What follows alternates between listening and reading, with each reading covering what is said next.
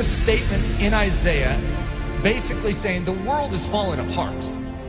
Staring back at Israel, saying judgment is turned away backward and justice stands afar off. For truth is fallen in the street and equity cannot enter. What's a God to do? And he saw that there was no man, and he wondered that there was no intercessor. An intercessor basically means one who fills the gap. If you have a walled city and there is a hole in the walled city, you know, just this little part that is like broken down, it's like a pile of rubble, and actually you can sneak through it. You know, there's a vulnerability in a time of war. If you have an enemy, what's an enemy looking for? The gate, to try and scale the gate? They're looking for breaches or holes in the wall. They're not stupid. They're not going to waste their time going through the front door when they can go through a side little broken down breach. So the enemy, by his very nature, is constantly watching the integrity of the wall. He's looking for holes.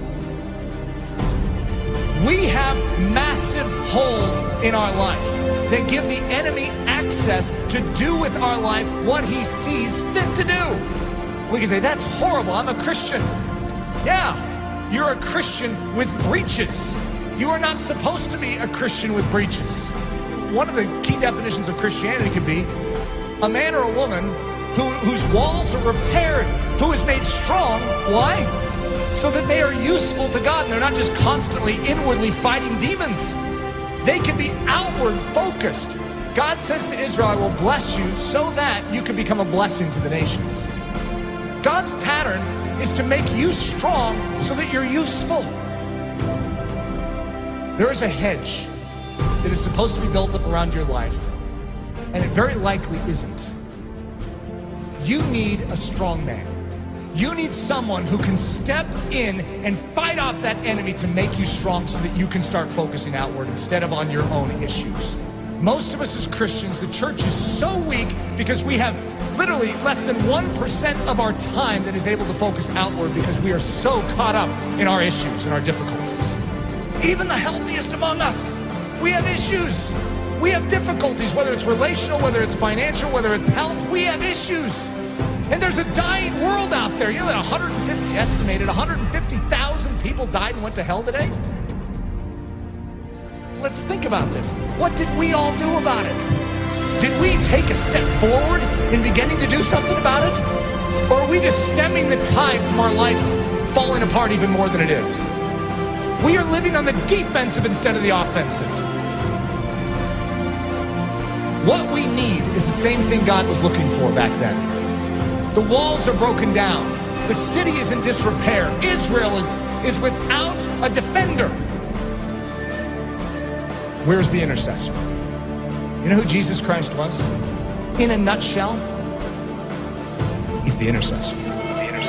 He's the man who stands in the gap. He's the strong man who came and took the full blow upon himself so that we could gather our wits spiritually and awaken and say, I'm in. Thank you for rescuing me. Literally, he took the blow. Everything that was aimed right at you to absolutely decimate your life, he took it square on. Without even a whimper, he took it for the joy that was set before him because he valued you so much. He took the blow.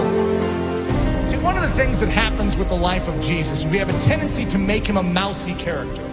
We have a tendency to diminish his manly strength. We are talking about the greatest warrior of all time. In the Old Testament, the term is Lord of Hosts, the captain of captains, the general of generals. And he's a general that led his troops into battle with his own life. He's the one that did it. All the rest of the army was cowering in the background. They couldn't fight this army, and he stood up single-handedly and defeated them. That is our intercessor. That is our king. And the same way that he stood for you then, I want you to know, he still stands for you now.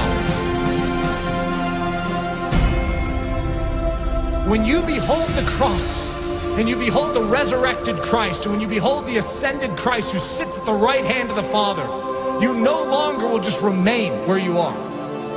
you will say, God, do it all within me. For your glory, make me strong. Make me strong to give. God is looking for an intercessor, someone who will make up this breach. We need to become a body that is thinking about every single one around us, as opposed to ourselves. Coming to church going, I need to be prayed for this week. What about who can I pray for this week? Just a different mindset. It's not what this church can do for you, but what you can do for Jesus Christ and this church.